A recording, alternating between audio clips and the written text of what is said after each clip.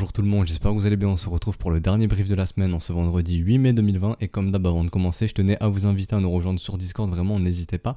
Le lien est en description dans les commentaires. Donc, il y a énormément de nouveaux sur la chaîne. On est plus de 11 200. Ça fait super plaisir. Qui dit nouveau dit de nouvelles personnes qui doivent comprendre ce que je raconte. Et dans le Discord, il y a un petit lexique qui a été créé. Donc, quand vous arrivez dans le Discord, il y a une petite section ici, documentation. Vous cliquez dessus. Et vous voyez ici, il y a écrit lexique le trône. Et dans ce lexique, il y a pas mal de choses qui y sont expliquées. Donc, vous allez pouvoir comprendre ce que je raconte, j'espère, dans les briefs, si ça peut vous aider. Par exemple, les spread forwards, etc., les rallyes contre-tendance, les battle zones dont on va parler aujourd'hui. Donc voilà, tout ça, c'est expliqué. Donc je vous invite vraiment à aller checker ça. Donc je vous répète, le lien est en description et dans les commentaires. N'hésitez vraiment pas à nous rejoindre. On est plus de 8900, si je dis pas de bêtises. Donc voilà, n'hésitez pas aussi pour venir échanger avec la communauté. Donc aujourd'hui, le sommaire de ce qu'on va aborder, donc comme d'hab le Bitcoin en daily, ce qui s'est passé hier, etc. On va parler aussi du GBTC, pas comme d'habitude, mais bon, on va en parler un petit peu. Voilà, on a remarqué des petites choses intéressantes cette semaine. Ensuite, on parlera des spreads forward, des choses très intéressantes qui se montrent. On parlera des risk-off comme d'habitude. On parlera un petit peu de la navigation des capitaux au sein du marché même, donc entre les altcoins, le Bitcoin, etc. Comment se déplacent les capitaux entre le Bitcoin et les alts. On reviendra un petit peu sur la dominance sectorielle. Ça fait quelques temps que je ne suis pas revenu dessus. On fera un petit peu d'order flow. Et pour terminer, on parlera des altcoins, donc de Ether, XRP, Litecoin, Dash et Algo, TRX, XMR et BAT pour clôturer cette semaine. Alors le Bitcoin en daily, hier, résolution de la battle zone à la hausse, là clairement les bulls ont gagné sur cette grosse cassure, donc rappelez-vous ici c'était notre zone de combat entre les 9004 et les 8400, donc les acheteurs ont gagné, donc voilà, résolution haussière, donc on peut laisser la battle zone, je vais la laisser afficher, sait-on jamais, mais voilà, résolution haussière, rappelez-vous, lorsque le premier arrêt cède, il est très probable d'aller toucher, d'aller faire un petit tour du côté du ratio doré, donc rappelez-vous, lorsque le premier arrêt cède, on estime qu'on est plus dans un trending market mais dans un ranging market et que le but c'est de venir chercher au minimum les 0,118 et donc toute cette partie potentiellement qui est le haut du range tout simplement, parce qu'on estime qu'entre ce point A maintenant et ce point B nous sommes dans un range vu que le premier arrêt a cédé. Donc voilà, le marché est bien venu chercher les 0,618, ici le ratio doré, tout simplement sur cette projection typique dont on parlait il y a quelques semaines il me semble.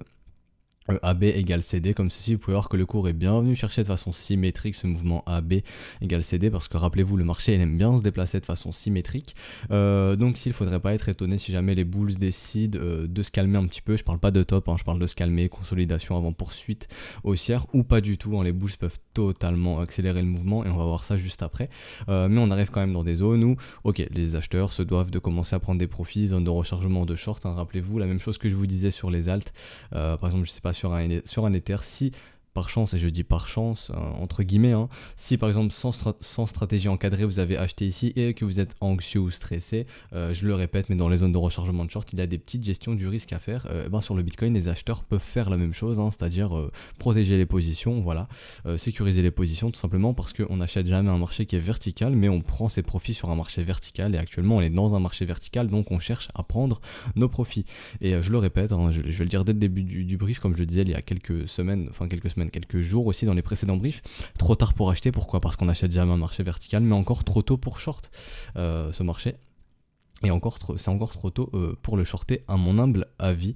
Rappelez-vous, moi je veux toujours encadrer mes positions avec 3 raisons indépendantes. Donc la localisation, actuellement on arrive doucement dans la zone de rechargement de short, donc on va commencer à chercher des shorts. On pourrait short, encore une fois là je dis bien on pourrait parce qu'on n'a qu'une raison, on n'a toujours pas 3 raisons, rappelez-vous, localisation, confirmation momentum et structure, et actuellement il n'y a aucune confirmation momentum, mais il n'y a aucune structure, en tout cas de mon point de vue, donc jusqu'à preuve du contraire, les bulls contrôlent ce mouvement, et les bulls peuvent tirer encore ce mouvement plus haut s'ils le veulent, ok ? Donc voilà, donc laissons ce mouvement se dérouler tranquillement. Rappelez-vous ici le break de cette trendline, je le répète encore une fois, un break de trendline ne veut pas dire retour du bull market ou ça y est, direction je ne sais pas quel prix.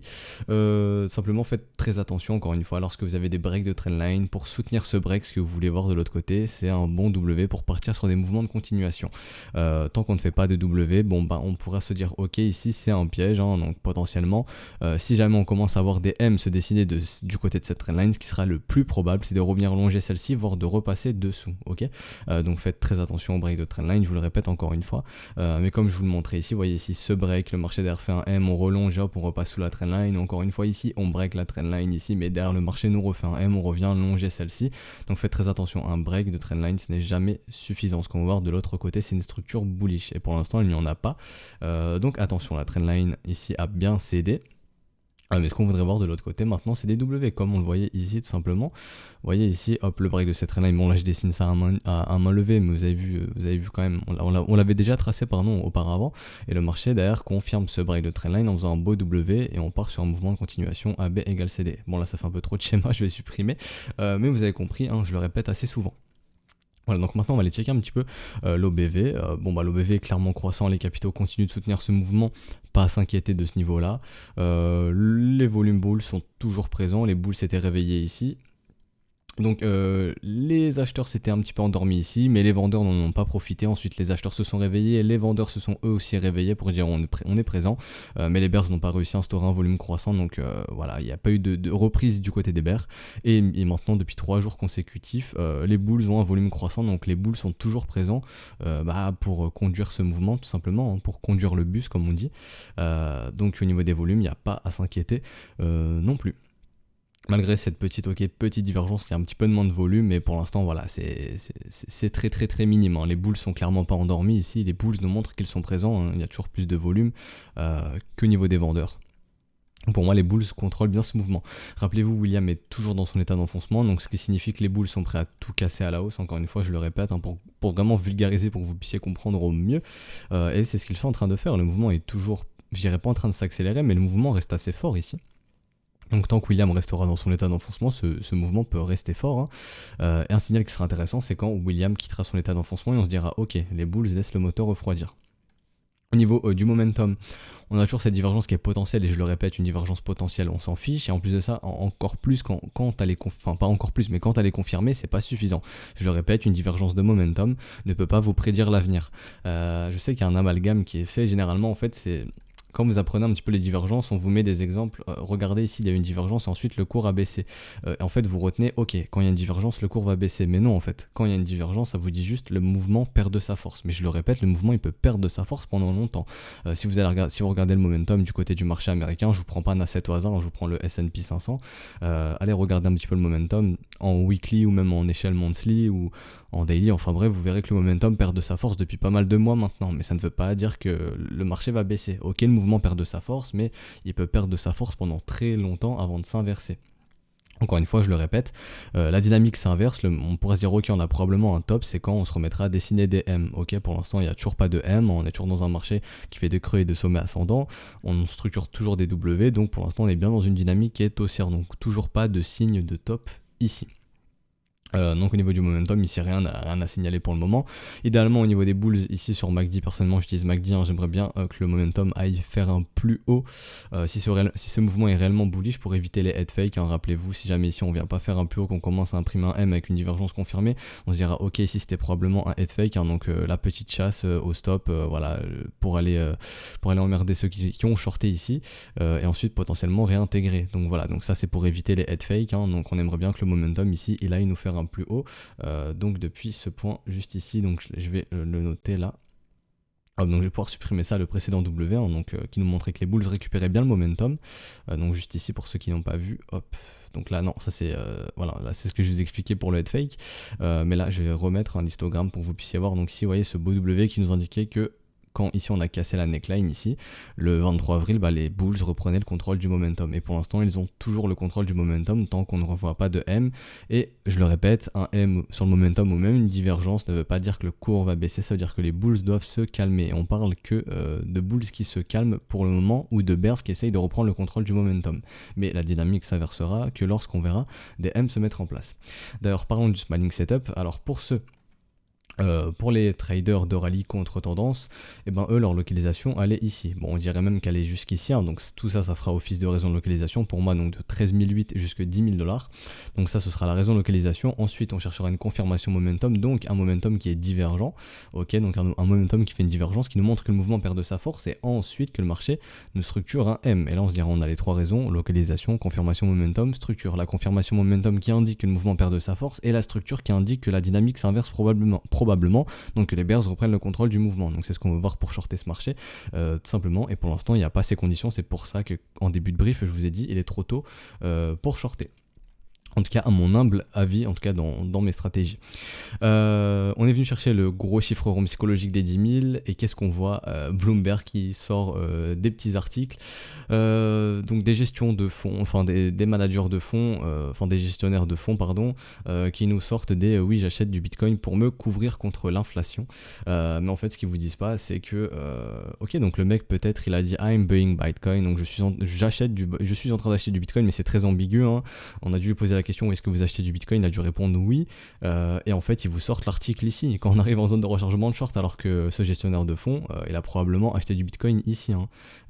Et ce qui est drôle, c'est que l'article sort quand le Bitcoin est ici dans la zone de rechargement de short, là où justement les gros généralement cherchent à prendre leur profit.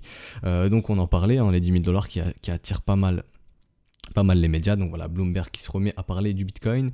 Donc c'est assez intéressant de constater ça encore une fois, hein. Donc voilà, ça compare le Bitcoin à l'or. Donc est-ce que le Bitcoin est un risk-off? J'en sais strictement rien. On verra ça dans plusieurs mois, peut-être quelques années, encore une fois. Mais voilà, assez intéressant encore une fois de voir des news arriver. Et on voit les gens un petit peu s'agiter, dire oh là là, c'est super bullish, etc. Donc ok, c'est intéressant de voir des gestionnaires de fonds potentiellement acheter du Bitcoin pour se protéger de l'inflation. Mais ce qui est assez drôle, c'est que la news elle sort ici, et que Bloomberg ils l'ont pas sorti ici au bottom, hein. Ils sont en train de la sortir quelque part par ici, dans la zone de rechargement de short. Donc voilà, pensez que quand les médias économiques ou financiers commencent à faire des articles sur des assets, etc., en sortant des news assez bullish, c'est pas pour aider la majorité, hein. C'est pour attirer les gens, pour avoir plus de liquidité, pour vendre généralement ensuite. Donc voilà, donc ça pour moi, ça signale que on est plus proche d'un top, comme on dit, hein, que d'un bottom. Et que le top devrait être dessiné bientôt lorsque des news arrivent comme ceci, hein, tout simplement. Mais bon, le top peut être totalement ici, vous voyez, hein, quand on en avait parlé, si on a une accélération très forte du mouvement, ça peut totalement arriver. Pour l'instant, il n'y a aucun signe de top sur la chart, mais c'est assez intéressant de voir justement des articles qui arrivent, voilà, des articles bullish entre guillemets, où on incite un petit peu aux gens, vous voyez, regardez ce qu'on vous met sur un plateau, achetez, voilà. Et généralement ça veut dire ok, bon nous les gros on cherche à vendre. Donc voilà, donc ça c'était intéressant, une petite news dont je voulais vous parler, hein, qui arrive lorsqu'on arrive sur les 10 000 $. Donc vous voyez un petit peu l'appui des médias. Donc ça pourrait faire entrer de nouveaux capitaux dans le marché, hein, tout simplement. Donc voilà, généralement quand les médias commencent à parler d'un asset, ça peut attirer de nouveaux capitaux. Mais voilà, rappelez-vous que le public généralement il achète un top et il achète pas un bottom, tout simplement. Voilà, mais quoi qu'il en soit, techniquement, ici, aucun signe de top. Donc résolution haussière, hein, de la battle zone. On va reparler un petit peu de cette règle des 80%, rappelez-vous. Donc tout simplement, ici, c'est la value basse, hein, je vais réexpliquer. Donc ici, vous voyez sur le volume profile, c'est la value basse. Ici, c'est la value haute, hein. Donc comment on sépare ces différentes zones? Je vais mieux la dessiner pour pas que ça porte à confusion. Voilà, tout ça. En fait, parce que c'est moins coloré. Donc là, c'est moins coloré, c'est la value basse. Là, c'est moins coloré, c'est la value haute. Et là, c'est bien coloré. C'est tout simplement la value. Et en gros, la règle des 80% nous indique que lorsque le cours vient chercher la value basse, qu'il réintègre la value avec deux candles consécutives, donc deux bougies consécutives, il y a 80% de proba d'aller chercher la value haute. Et je donne d'autant plus d'importance à ces règles de 80% dans des marchés qui sont en ranging pour moi, hein, donc des marchés en ranging market. Pourquoi on est en ranging market? Rappelez-vous, parce que le premier arrêt a cédé, et tout simplement ça ferait sens de venir chercher le haut de la value, hein, donc qui est à 10 300 $. Donc voilà, le haut de la value ici, de ce point A à ce point B, target les 10 300 $, donc assez intéressant de le noter. Donc potentiellement on pourrait venir chercher le haut de cette value, même plus haut, qui sait, hein. Voilà, rappelez-vous sur les contrats futurs aussi, j'en parlais il y a quelques semaines, il y a un gap quelque part par ici aux alentours des 11 900, on peut aller voir ça, il n'y a pas de souci. Donc on va aller sur les contrats futurs, donc voilà, le gap est à 11 950, on pourrait aller le combler sans trop de soucis, pourquoi pas aller combler ce gap aussi, faut le noter. Donc tout ça, ce sont des raisons de localisation encore une fois. Voilà, et j'ai oublié de parler du RSI pour ceux qui utilisent le RSI. Donc juste ici, si on veut bien, voilà, TradingView veut bien m'afficher mes indicateurs. Donc rappelez-vous, ici on avait une contraction du momentum, donc soit ça partait en M, ok, donc on aurait pu se dire ok les bulls laissaient le moteur refroidir, ou soit ça partait en W, et c'est très bullish hein, quand on voyait des W sur le RSI pour ceux qui utilisent le RSI en zone de surachat. Je le répète, lorsque le RSI est dans cet enfoncement de surachat, c'est pas bearish, ça veut pas dire il faut short, c'est suracheter, le marché va se retourner, non. Tant qu'on reste dans cet état d'enfoncement, donc dans cette zone de surachat, c'est très bullish, ça veut dire que le mouvement est très très fort, et d'autant plus quand on voyait des W se dessiner dans cette zone de surachat, ok.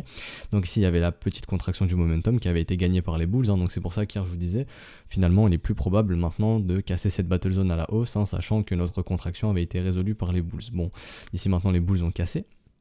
Et même sur le RSI, pour ceux qui utilisent le RSI, ici aucun signe qui nous montre que les bears sont prêts à reprendre le momentum, ou en tout cas que les bulls doivent respirer un petit peu.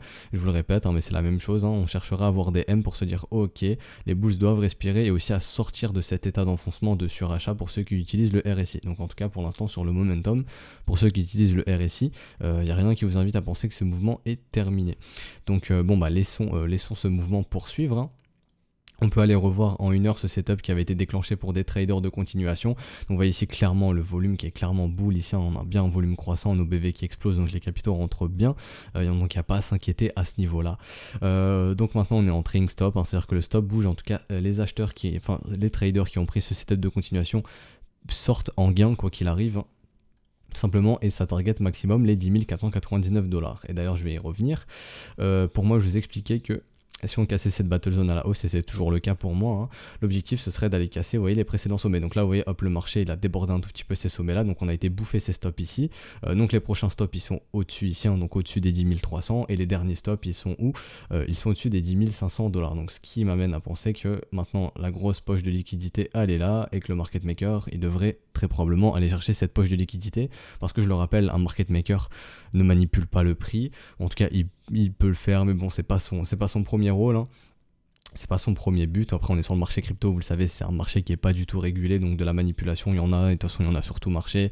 Mais bon, sur les cryptos vous avez en plus le spoofing, le wash trading. Bon, il y en a aussi sur les autres marchés, peut-être pas du wash trading parce que vous ne pouvez pas acheter ou vendre vos propres ordres, mais du spoofing, il y en a du spoofing, c'est-à-dire de mettre de gros ordres soit à l'achat ou à la vente dans l'order book pour essayer de manipuler un petit peu, de pousser le cours tout simplement. Et ça, il y en a beaucoup sur le marché crypto, mais enfin bref. Donc le market maker, pensez pas manipulation lorsque vous pensez au market maker, dites-vous que le market maker, son rôle c'est d'aller là où il y a le plus de liquidité, tout simplement parce que c'est comme ça qu'il gagne de l'argent. Ça l'intéresse pas lui d'aller dans des zones où il y a pas beaucoup de liquidité, il veut aller là où il y a le plus de liquidité et que ça lui coûte le moins cher possible d'y aller.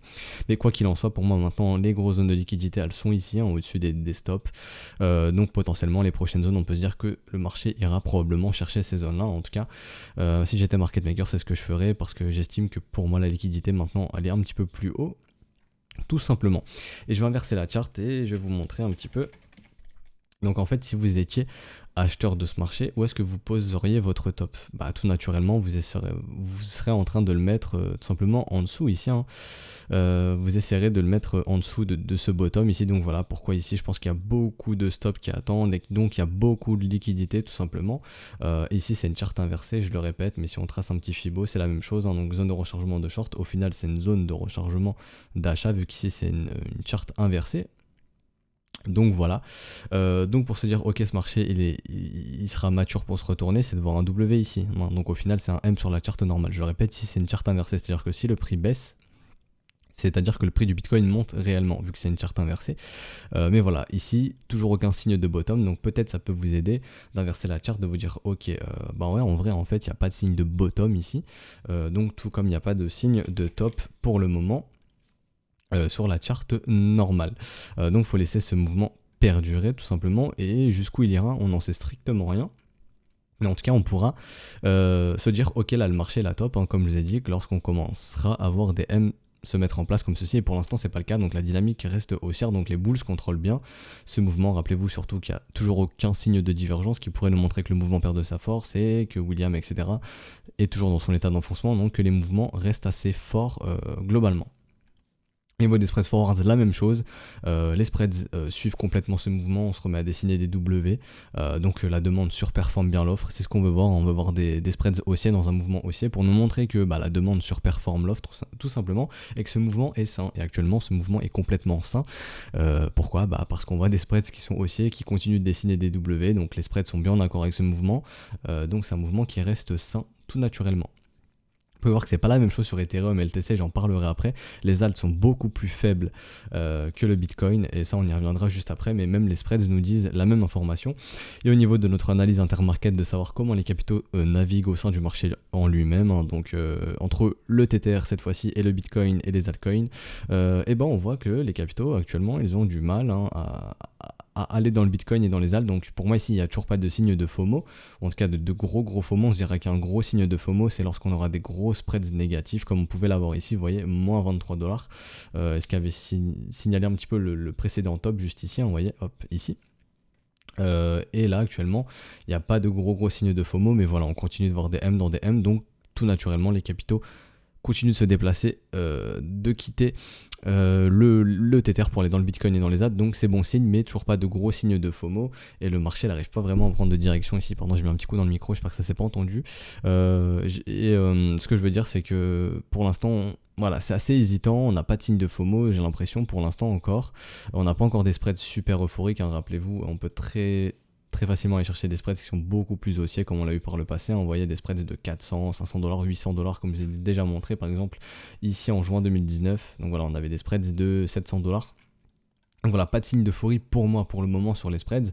Et pareil sur l'analyse intermarket, je vois qu'il y a toujours pas de gros signes de FOMO ici, mais en tout cas c'est encourageant parce qu'on a des spreads négatifs et que ces spreads continuent de dessiner des M. Donc oui, les capitaux continuent de quitter le Tether pour aller dans le Bitcoin et dans les ALT, donc c'est encourageant pour les bulls, mais à mon sens toujours pas de gros signes de FOMO majeurs ici, donc ce qui pourrait nous faire penser qu'il y a encore de la marge, hein, si le but c'est de faire FOMO les gens, tout simplement.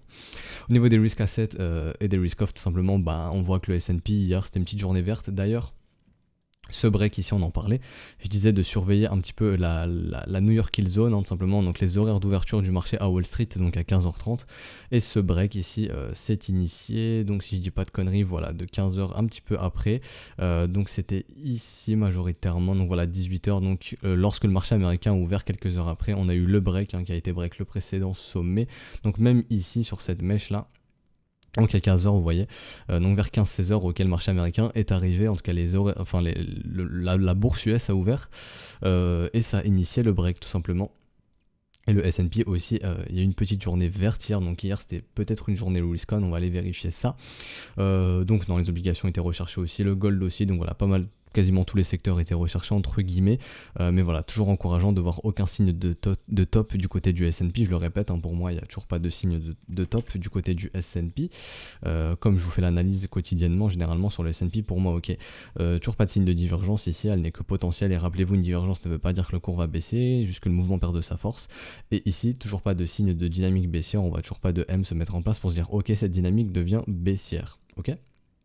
Donc voilà, et c'est intéressant justement de voir S&P être venu retracer à 61,8%, donc le ratio doré, et Bitcoin a fait exactement la même chose. Bitcoin fait exactement la même chose, il est venu retracer où? Au niveau des 0,118. Donc même au niveau des retracements, entre guillemets, si on prend tout ce mouvement et qu'on prend le top du S&P récemment, c'est un retracement assez similaire, hein. Si on prend ce top ici, mais Bitcoin a plus retracé si on prend le top ici qui a été trop en même temps sur le S&P. Enfin bref, ça pour dire que le Bitcoin à mon sens continue de se comporter comme un asset à risque et de suivre le S&P, et tant que le S&P sera dans une dynamique haussière, on pourra se dire que le Bitcoin pourra suivre lui aussi, mais ça sera intéressant de voir lorsque le S&P aura top, est-ce que Bitcoin va suivre aussi et topper en même temps que le S&P 500. Voilà, j'espère avoir été assez clair. D'ailleurs sur le gold on voit qu'il y a un petit R2D2 setup qui a l'air de se mettre en place, on peut aller checker si ça vous intéresse, pour ceux qui trade le gold, hein, sait-on jamais. Donc vous voyez ici un creux de creux, troisième creux, donc voilà, il y a potentiellement un setup de continuation qui se met en place du côté du gold, hein, donc tout simplement, non, je voulais faire ça comme ceci, ah non, on n'est pas venu chercher les 0,33, donc voilà, potentiellement plutôt ici un mouvement de continuation comme ceci, mais bon, ça reste très faible au final, c'est pas intéressant pour moi, j'estime, non voilà, c'est clairement pas intéressant au niveau du risque reward. Donc pas de setup de continuation ici, mais on pourrait parler de mouvement de continuation, hein, sans trop de soucis, de type AB égale CD, et de poursuivre ainsi, d'aller plus haut.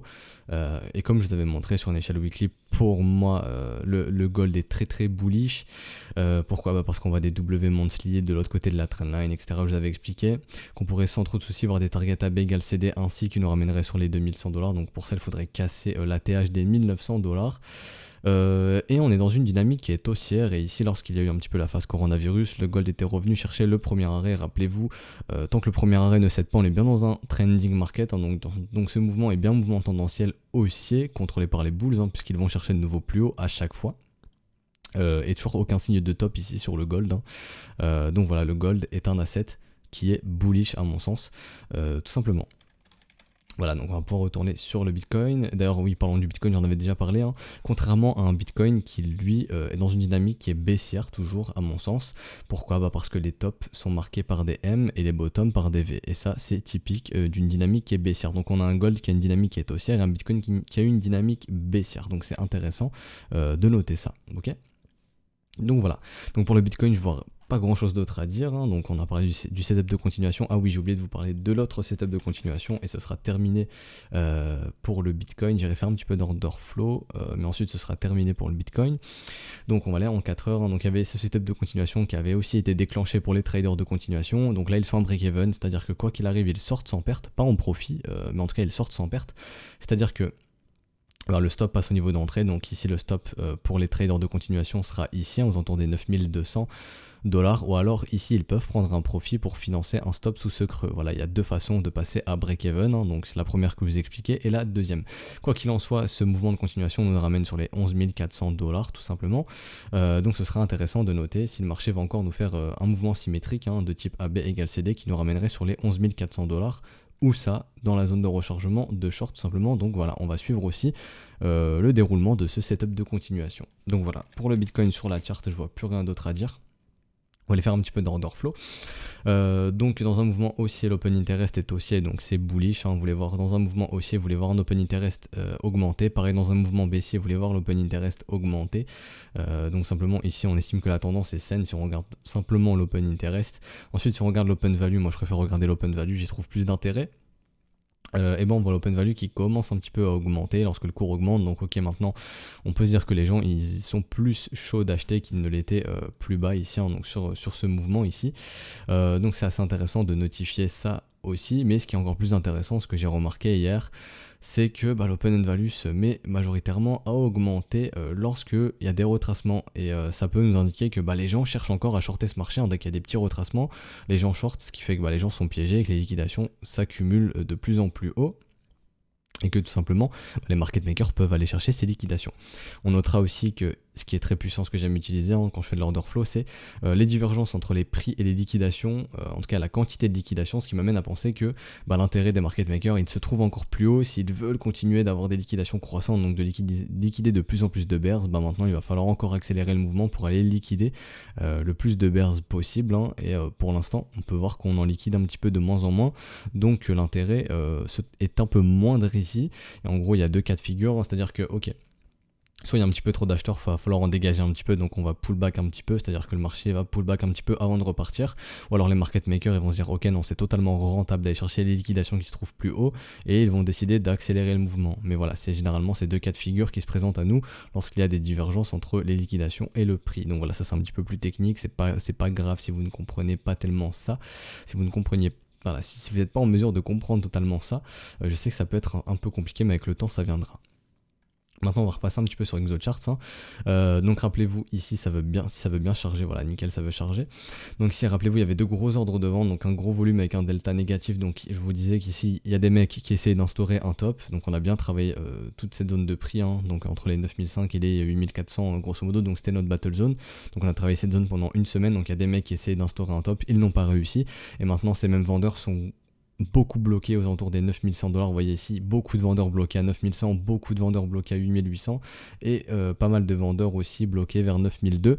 Donc là, on est en train d'aller liquider ces vendeurs tout simplement. Il y a encore beaucoup de vendeurs ici qui essayent de shorter à 10 000, hein, donc on pourrait aussi aller les liquider tout simplement, et bah ils n'ont pas réussi à instaurer un top, et on va probablement essayer d'aller les liquider, je pense qu'ils ont mis aussi leur stop, hein, comme je vous le disais, bah au-dessus de simplement des 10 500, donc ça ferait sens aussi d'aller déborder les 10 500 pour aller bouffer leur stop, voire même aller les liquider tout simplement. Donc voilà, donc je vais repasser en 1 heure ici, et je vois rien de plus à dire au niveau de l'order flow, donc ici toujours pas de signe de top non plus, hein. Il n'y a pas des mecs qui essayent d'instaurer un top ici pour le moment, c'est trop tôt pour en parler, et si jamais c'est le cas, bah, je vous en reparlerai, mais pour l'instant c'est pas du tout le cas, voilà. Donc maintenant on va parler un petit peu de la navigation des capitaux au sein du marché même. Et ce qu'on peut voir, c'est que bah, potentiellement on est en train d'essayer d'instaurer un nouveau W sur la Bitcoin dominance, donc ici, et bah, ça voudrait tout simplement dire qu'on peut potentiellement inverser la dynamique de ce M avec un nouveau W, et ça voudrait dire que les capitaux se redirigent majoritairement où ça dans le Bitcoin, et ça serait bearish pour les alts contre le Bitcoin, hein. Les alts pourraient encore perdre de la valeur contre le Bitcoin. Actuellement elles sont très faibles, par exemple si vous prenez un Ethereum n'a pas encore cassé son plus haut du 30 avril, XRP non plus, Litecoin non plus, Dash non plus, donc vous voyez les alts sont très très faibles comparés au Bitcoin, et si le Bitcoin redessine ce W, et ben tout simplement on pourrait inverser cette dynamique en M et se dire ok bon bah Bitcoin il redevient un petit peu le patron, et les capitaux peuvent retourner majoritairement dans le Bitcoin, hein, donc avoir des altcoins qui peuvent encore perdre de la valeur contre le Bitcoin simplement. Et si on va sur l'altcoin dominance, et ben on pourrait tout simplement repartir dans des targets comme ça de continuation, hein, typique de AB égale CD si elles sont réalistes. Donc voilà, oui elles sont réalistes. Donc si jamais on casse ici ce creux, ok, si jamais ici on casse ce creux, qu'on avale ce W avec ce M ici, ça sera très très bear. Et l'idée un petit peu de ok les altcoins qui surperforment le Bitcoin, bah elle tombera à l'eau, hein, parce que la market structure aura été avalée, et on pourra partir sur des targets de continuation comme je l'ai dessiné ici, typique de AB égale CD, et avoir des alts qui perdent énormément de valeur contre le Bitcoin.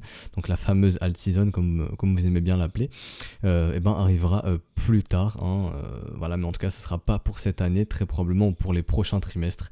Si ce creux cède, pour moi en tout cas, si ce creux cède sur l'altcoin dominance, ça voudrait dire que les capitaux continuent de majoritairement aller dans le Bitcoin, hein, donc que les alts ne peuvent pas surperformer Bitcoin tout simplement. Voilà, donc que les alts seront plus faibles que le Bitcoin tout simplement dans le marché crypto. Donc voilà, donc surveillez, si jamais on surveillera ça, hein. Si ce creux se fait avaler ici, ce sera très très mauvais signe pour les alts, hein, parce qu'on peut voir depuis que les capitaux rentrent majoritairement dans le marché, où est-ce que ça va le plus dans le Bitcoin et pas dans les alts. Les alts perdent de leur force contre le Bitcoin, et le Bitcoin gagne de la force tout naturellement, vu que c'est la réciproque face aux altcoins. Et on constatera la même chose sur Ethereum, hein. Si jamais Ethereum se remet à dessiner des M ici, bah ça serait très très mauvais pour Ethereum contre le Bitcoin. Ça voudra toujours dire qu'il est faible, face au Bitcoin, hein. Et on pourrait aussi partir sur des mouvements de continuation comme ça, s'ils sont réalistes, on va checker ça. Hop, donc revenir tester les bottoms, est-ce qu'on ira retester les bottoms, je sais pas, mais en tout cas ici on pourrait avoir un mouvement de continuation ainsi, et donc avoir un Ethereum qui perd énormément de sa force contre le Bitcoin. Je vous rappelle ici qu'il y a un V-bottom et que les V sont amenés à être retestés juste ici, donc on pourrait revenir tester ce V-bottom ici, tout simplement, et la première target de continuation, on va prendre la première qu'on voit justement, on va prendre plus celle-ci. Donc voilà, celle-ci, donc voilà une target de continuation qui nous ramènerait où? De retester d'ailleurs ce V-bottom. Donc voilà, à noter, si jamais on avale ce W weekly, bah ça serait très très mauvais signe pour Ethereum, et ça signifierait bah, qu'il serait très très faible contre le Bitcoin, hein, et bah voilà, il serait très très faible contre le Bitcoin. C'est à peu près la même chose au niveau de la dominance sectorielle, donc je vous le répète, hein, j'ai fait un petit indice, un indice pondéré pour différencier les différents secteurs au sein même des altcoins, pour voir où est-ce que les capitaux rentrent majoritairement lorsqu'ils vont dans les altcoins, hein, donc entre les privacy, les interop, les ASIAN et les smart contract coins. On peut voir qu'il n'y a rien de très bullish de ce côté-là, hein. Toujours pas de signe de W sur les privacy, les interop coins qui ne montrent rien de joli pour le moment, pareil pour les ASIAN coins qui vont chercher un nouveau plus bas, et pareil pour les smart contract coins qui pour l'instant ne montrent rien de joli non plus. Donc voilà, donc les altcoins ne montrent rien de joli pour le moment, que ce soit dans les différents secteurs identifiés ici. Donc voilà, et on va terminer ce brief avec les altcoins, j'espère qu'il sera pas trop long comme d'habitude. On va terminer avec les altcoins, donc je le répète, Ethereum, le momentum ici nous montre que le mouvement perd de sa force, hein, donc le mouvement ici devient faible, donc voilà, Ethereum a du mal à poursuivre sa hausse, sachant qu'il il perd de sa force contre le Bitcoin aussi, hein, comme on l'a montré ici. Donc Ethereum est assez faible, le momentum nous montre que le mouvement perd de sa force. Est-ce qu'on a un signe de top ici? Pour l'instant non, pas de signe de top ici, je le répète, pour moi ici il n'y a toujours pas de signe de top. Donc Ethereum pourrait poursuivre son mouvement tranquillement, mais en tout cas actuellement il est faible, il est très très faible. XRP c'est la même chose, XRP est faible aussi. XRP la divergence sera bientôt, ou peut-être pas, hein, mais potentiellement bientôt confirmée juste ici. Donc il faudra aller break tout simplement ici sur le momentum pour confirmer, hein. Pourquoi? Pour que ce M puisse prendre forme et que la divergence soit confirmée. Pour l'instant ce n'est pas le cas, donc elle n'est que potentielle, et je le répète, une divergence ne veut pas dire que le cours va baisser mais que le mouvement perd de sa force. Et ici le mouvement aussi est assez faible sur XRP parce que majoritairement les alts sont faibles contre le Bitcoin comme on l'a vu actuellement. C'est la même chose pour Litecoin qui travaille son premier arrêt. Pour l'instant le premier arrêt ne cède pas, le momentum pareil est en train de diverger, mais la divergence ici n'est pas confirmée. Lorsqu'elle sera confirmée, ça confirmera tout simplement que le mouvement aussi est faible, qu'il perd de sa force, mais ça ne veut pas dire que le top est ici, hein. Pour l'instant, pour moi, il n'y a toujours pas de signe de top ici, juste que des altcoins sont très très faibles comparés au Bitcoin. Au niveau de Dash, bah, c'est la même chose, la divergence était déjà confirmée, donc là, ok, ouf, oh là là, de nombreuses divergences, hein, 1, 2, 3, ok, 3, voilà, de nombreuses divergences, donc là vraiment, le momentum perd de sa force, ce mouvement est très très très très faible, hein, ce mouvement perd énormément de sa force, mais à mon sens, toujours pas de signe de top. Ici, on est en train de travailler le premier arrêt, et si le premier arrêt cède, on pourrait aller chercher la zone de rechargement de short entre les 103$ et les 125$, mais quoi qu'il en soit, ce mouvement est assez faible, hein, sur Dash. Algo pareil, le momentum ici qui confirme la divergence juste ici, donc voilà, pareil sur les alts on a un momentum qui est faible, sur le Bitcoin on a un momentum qui est fort, donc le Bitcoin est fort, les alts sont faibles en ce moment, donc pareil ici, pour moi pas de signe de top ici pour le moment, mais voilà, on a des alts qui sont très très faibles, hein, donc potentiellement venir travailler le premier arrêt aux alentours des 25 centimes, et si on s'affranchit du premier arrêt, aller chercher les zones de rechargement de short entre les 41 centimes et les 34 centimes sur Algo, mais vous voyez que le mouvement est assez faible ici, et on va tracer un petit fibo pour voir où se trouve le premier arrêt justement de ce mouvement, donc hop, comme ceci, et on peut se dire que tant que le premier arrêt ne cède pas, on est bien dans un mouvement tendanciel bullish, et que l'objectif des bulls ce sera d'aller casser le plus haut connu à 23,7 centimes de dollars. Donc à surveiller comment sera résolu le premier arrêt. Et si jamais on commence à revoir des M à casser le premier arrêt, on se dira bon bah on repart dans une dynamique baissière et on reviendra tester très probablement ces zones de prix ici sur Algo. Alors TRX, pareil, on a un momentum qui ici commence à perdre de sa force, cependant la divergence n'est pas confirmée, elle n'est que potentielle, donc TRX semble un petit peu plus fort que d'autres altcoins pour le moment. On a bien cassé le premier arrêt, donc on pourrait se diriger où ça, dans la zone de rechargement de short entre les 2 centimes grosso modo et les 2,2 centimes, et je le répète sur toutes les altcoins majoritairement, nous sommes dans des rallyes contre tendance, nous sommes pas dans une tendance haussière, hein, nous sommes juste dans des rallyes contre tendance. Voilà, et pour l'instant, aucun signe de top sur TRX, aucun signe de top, pardon, je vais y arriver, aucun signe de top sur TRX. XMR, Monero. Donc Monero, la divergence aussi est confirmée ici, donc on avait identifié ce M, hein. On va le supprimer, on s'en fiche un petit peu maintenant, donc maintenant la divergence ici est clairement confirmée, on avait déjà une divergence ici, on en avait une autre ici qui s'est dessinée maintenant, donc le momentum ici perd de sa force, beaucoup sur XMR aussi, donc le momentum perd de sa force, mais aucun signe de top ici, encore une fois, hein, sur XMR c'est la même chose. Donc c'est pas parce que le momentum perd de sa force que le top est présent ou que le cours va baisser, je le répète, hein, et pour l'instant la dynamique reste haussière et on pourrait très bien venir chercher la zone de rechargement de short entre les 69 et les 82$, et je le répète, il y a notre wake of check qui nous attend probablement ici, si je vais bien réussir à dessiner ma flèche, hein, ici à 75$, rappelez-vous le marché aime bien revenir chercher la neckline d'une structure, donc tout simplement le wake of check, hein, le marché revient très souvent tester ces zones, donc tant que la dynamique reste haussière, et ben on pourrait se diriger vers ces zones ici, et je le répète, pareil sur XMR, on est bien dans un rallye contre tendance et pas dans une tendance qui est haussière ici, mais voilà, toujours aucun signe de top ici, et là ce que je vais expliquer pour XMR c'est pareil pour toutes les altcoins. Donc pour les traders de rallye contre tendance, hein, donc ceux qui cherchent à shorter XMR, bon bah la raison de localisation elle sera ici, hein, entre les 82$ et les 70$, donc c'est la zone de rechargement de short, même pourquoi pas cette PRZ, hein, donc cette target AB égale CD à 85$. Donc ça ce sera la raison de localisation. La confirmation momentum, on l'a, le momentum est bien divergent, donc ce qu'on attendra pour shorter XMR, hein, pour les traders de rallye contre tendance, c'est un M dans la zone de rechargement de short. On aura la première raison, la localisation, la deuxième raison, la confirmation momentum, on l'a déjà. Et la troisième raison, la structure qui nous montre que la dynamique s'inverse et que les bears reprennent le contrôle de la dynamique, ok. Et que ce rallye, qu'on peut avoir un rallye contre tendance, encore une fois, qu'on puisse venir retracer ce mouvement ici, ok, tout simplement. Alors BAT c'est la même chose, divergence qui est confirmée ici, donc voilà, le mouvement ici perd de sa force sur BAT, hein, voilà, le mouvement perd de sa force, toujours aucun signe de top ici, je le répète, on est en train de travailler le premier arrêt, voire en train de venir le pullback, donc on pourrait continuer, voilà, partir sur des mouvements de continuation AB égale CD, qui nous ramènerait dans la zone de rechargement de short entre les 23 centimes et les 27 centimes de dollars, mais je le répète, même sur BAT, aucun signe de top ici, et nous sommes bien dans un rallye contre tendance, hein, nous ne sommes pas dans une tendance qui est haussière, mais nous sommes bien dans un rallye contre tendance, et généralement, comme c'est expliqué dans le lexique, le marché aime bien terminer ses rallyes contre tendance dans les zones de rechargement de short. Donc voilà, aucun signe de top ici, mais la dynamique, le momentum perd de sa force, donc ce mouvement perd de sa force ici, mais aucun signe de top, je le répète, hein, on est simplement dans une dynamique haussière, mais qui est assez faible, hein, et le marché pourrait se diriger dans la zone de rechargement de short sans trop de soucis.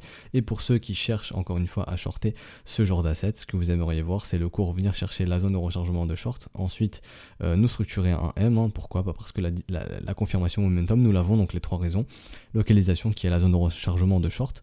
Deuxièmement, la confirmation momentum, nous l'avons, le momentum est bien divergent ici, nous avons la confirmation momentum. Et troisièmement, la structure, hein, qui vous montre que la dynamique s'inverse et qu'un top est posé ici. Et pour l'instant, c'est pas le cas, donc pas de signe de top sur BAT. Et d'ailleurs, aucun signe de top sur quasiment toutes les altcoins, en tout cas toutes les altcoins qu'on a analysées pour le moment. Aucun signe de top pour elles, hein. Donc je reviens sur Ethereum et vous voyez pour moi ici, toujours aucun signe de top. À part si le marché commence à nous dessiner des M comme ceci. Rappelez-vous, quand le marché te sourit, c'est qu'il est prêt à te voler ton argent lorsqu'il te dessine un M tout simplement. Et là on pourrait se dire ok, ce rallye est terminé, ok, ce rallye est terminé et on repasse dans une dynamique baissière. Mais pour l'instant, à mon sens, ce n'est pas le cas, donc pas de signe de top ici pour Ethereum et pas de signe de top majoritairement pour le marché. On arrive dans des zones de profit, je le répète, hein, on cherche à prendre ses profits sur un marché vertical, mais à mon sens, à mon humble avis, et je vais clôturer le brief avec ça, il est trop tôt pour short et il est bien trop tard pour acheter maintenant. Donc voilà, mais on est bien dans des zones de profit. Donc les professionnels, qu'est-ce qu'ils font sur un marché qui est vertical? Ils prennent leur profit tout simplement, il ne faut rien de plus que ça. Et comme je vous ai montré, c'est assez intéressant de voir les news des Bloomberg qui arrivent, hein, tout simplement. Donc on commence à voir un petit peu l'appui des médias, donc ça pourrait amener de nouveaux capitaux dans le marché tout simplement, donc de poursuivre ce rallye. Mais rappelez-vous, lorsque le public arrive, lorsqu'il y a l'attention des médias, on est plus proche d'un top que d'un bottom, hein, tout simplement. Donc voilà, donc je vais clôturer ce brief avec ça. Donc si ça vous a plu, n'hésitez pas à vous abonner, à liker, à commenter, vous savez, ça aide et c'est le meilleur moyen de pouvoir récompenser le travail qui est fourni tout simplement. Donc moi je vous souhaite un excellent week-end. On se retrouvera donc très probablement lundi ou peut-être dimanche si je vous fais un épisode chat, si je vois des choses intéressantes à dire, je vous ferai un épisode chat. Personnellement je pense pas, j'ai été checker un petit peu de mon côté, il n'y a rien de bien intéressant de plus que ce que je vous ai présenté il y a 2 ou 3 semaines il me semble. Donc voilà, mais pourquoi pas peut-être un épisode chat dimanche, qui sait. Mais en tout cas on se retrouvera donc très probablement ou très certainement du moins lundi. Donc je vous souhaite un excellent week-end. Allez, ciao tout le monde.